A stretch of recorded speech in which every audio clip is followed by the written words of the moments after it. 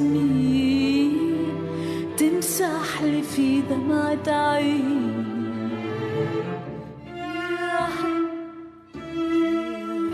Under the Jasmine by Hudas Four. This is Democracy Now!, democracynow.org. I'm Amy Goodman with Juan Gonzalez. We're joined now by Mohammed El-Kurd, Palestinian journalist, poet, writer, correspondent for The Nation, culture editor at Mondo Weiss, born and raised in the Jerusalem neighborhood of Sheikh Jarrah.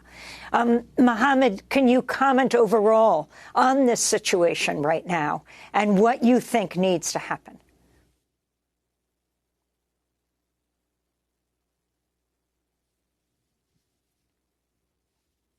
I honestly... Mohammed, you're muted. We cannot hear you. I think, can you hear me now? Yes, we can. I honestly do not know what to tell you. It feels to me as though we are living in the very first few days of an unfolding genocide. I mean, not only are Israeli politicians and journalists alike and global forces calling for the annihilation of the Gaza Strip, for bombing it into the Stone Ages, declaring that they are interested in inflicting damage and not really precision, but these images that we are seeing coming outside of the Gaza Strip are so harrowing and devastating that one wonders how much bloodshed, how much Palestinian death is necessary for people to realize that violence begets violence, and that the occupation and the colonization of Palestine, the blockade of the Gaza Strip needs to end for all of this violence to end. I mean, I am incredibly angered that word of mouth, unverified reports of quote unquote rape and decapitation, which obviously draw on Islamophobic tropes, have garnered more and more political and global outrage than those very images, than a video of a nurse announcing and screaming in distress that her husband has been killed in an Israeli airstrike.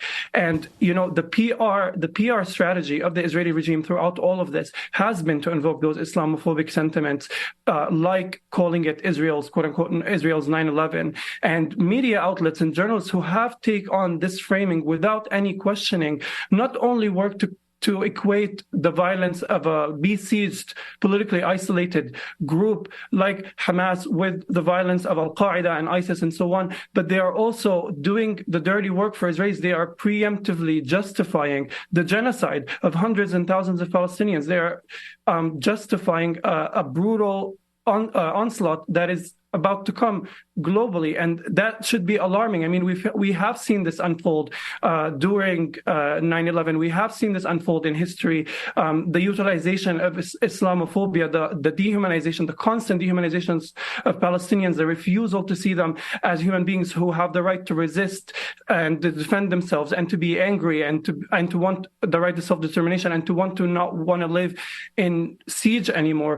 All of this refusal to see all of this is contributing to this oncoming onslaught, where Israeli politicians can just call Palestinian human animals, can just say that they are not really concerned with saving anyone, can threaten to bomb aid envoys coming in from Egypt. This should be concerning to everybody around the world. It is terrifying times we are living in. And this whole issue, hostage situation as well. Hamas has reported that in one of the bombing attacks, some of the hostages were killed along with those Hamas militants who were guarding them. What do you think the Israeli government posture will continue to be on this issue of the hostages? I mean, so far, Hamas has said that they are willing to release all of the female detainees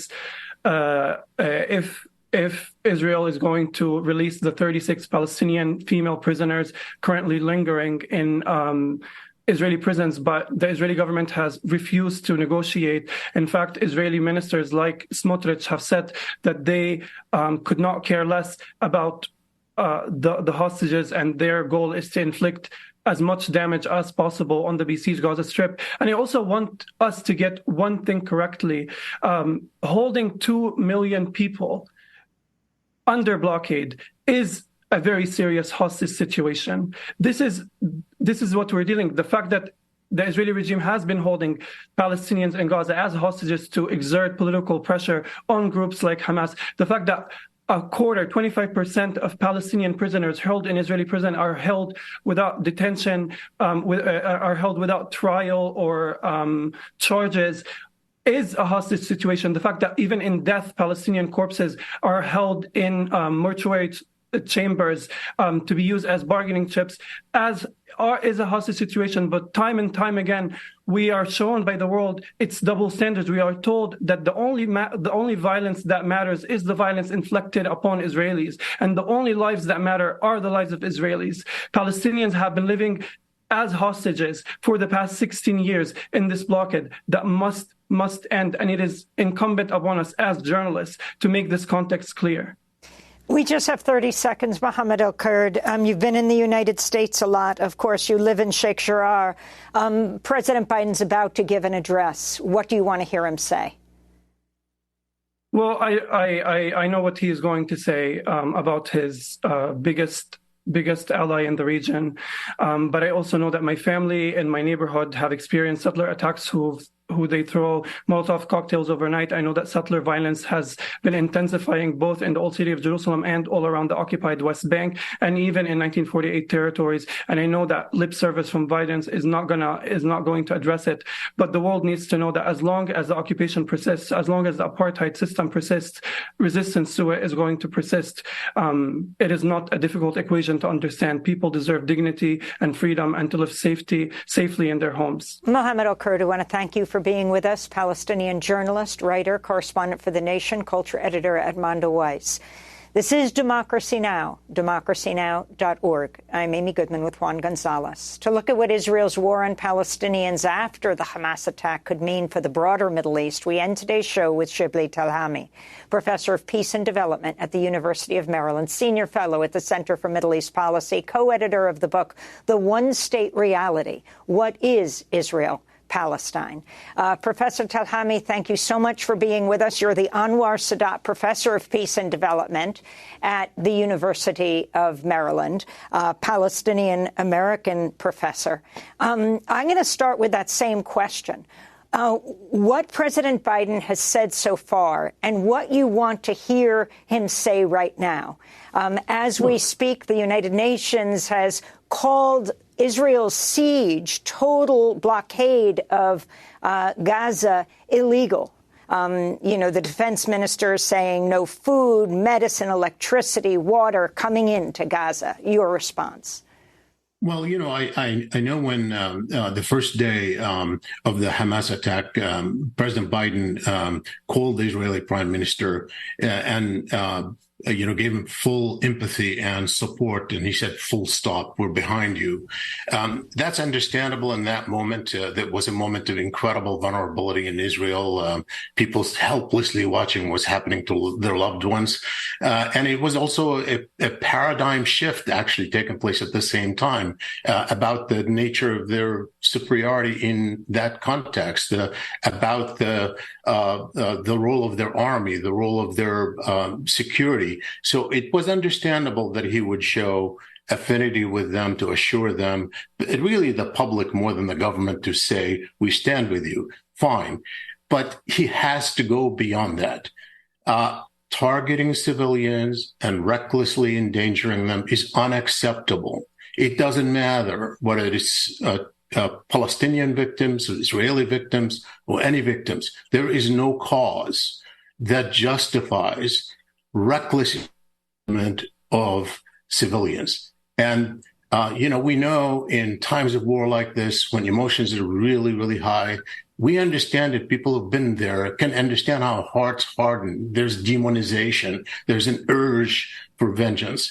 And if the president of the United States, the one who has the most influence from the outside on this issue, doesn't stand up for the moral principle that ought to be central here, it is a problem. That's something that a political leader must do in time of crisis like this. And I would even go a little further than that. It's one thing to say you support Israel, another thing to be trusting and giving unlimited support for whatever they do. We know this is the most extreme Israeli government we've had perhaps in history. We know that some of them are calling for some outrageous outcomes in the Israeli-Palestinian situation. They have failed their own people. They couldn't defend, against Hamas in their own communities. It took them several days to, and it might not be over yet. The Israeli public is asking questions of whether they can trust the government, whether they can trust the military, whether they can trust the intelligence. Can we trust them to do the sort of things that they might want to do that implicate us in the end, not just in terms of support, but the consequences that might happen that can draw the U.S. in? So I think I would want the President of the United States to be very clear about the moral issue, as well as the idea that the United States has some interest it's going to have to look after. And Professor, I wanted to ask you, in terms of this vow of the Israeli government to eliminate Hamas completely and to do whatever is necessary to take control of Gaza. The long-term implications of this. First of all, there are 2.2 million people in Gaza. The ability of the Israeli army to continue to occupy and control that territory is really, it's far-fetched, not to mention that there are another 2 million Palestinians in the West Bank and 2 million Palestinians and Arabs within Israel itself. We're talking about the impact on those populations and the rest of the Arab world of a long assault and occupation of Gaza. Your expectation of what this could lead to? Well, first of all, let's start with the concept. It is dealt with as if it's a security problem emanating from one party, when in fact this is a deep political problem. There is no military solution. Even if you destroy people and kill more people, Israel has a destructive power that is incredible. I mean, we're seeing some of that now, but that never in the past has solved the problem, and it won't again. It might postpone it a little bit more, but it's going to erupt in some form or another, even aside from the humanitarian disaster. So no, there is no solution, even if you create separate from the obvious and immediate and central humanitarian issue. There is no political solution that could come out of destroying Hamas. Israel would then be left with another area of anarchy. And also, by the way, as this progresses, we can't be sure that Hezbollah is not going to be drawn in. Hezbollah doesn't want to go in my opinion, right now into the fight for a variety of reasons of its own interest. But we see the pressure, and as the pressure increases, that could draw Hezbollah in, and that then you have an expanded war, both that would be troublesome for Israel, but also for Lebanon. So no, I don't think there is a military solution to this problem. This is not a military challenge. This is not a deterrence challenge. This is a political problem, and the occupation has to be addressed. And I would expect at some point, the president isn't going to say that today. He's not going to make that link. But in the end, we have to find a path to end the occupation. We want to thank you so much for being with us. We want to continue this discussion and post it at democracynow.org. University of Maryland Professor of Peace and Development, Shibli Telhami, Senior Fellow at the Center for Middle East Policy. I'm Amy Goodman with Juan Gonzalez for another edition of Democracy Now!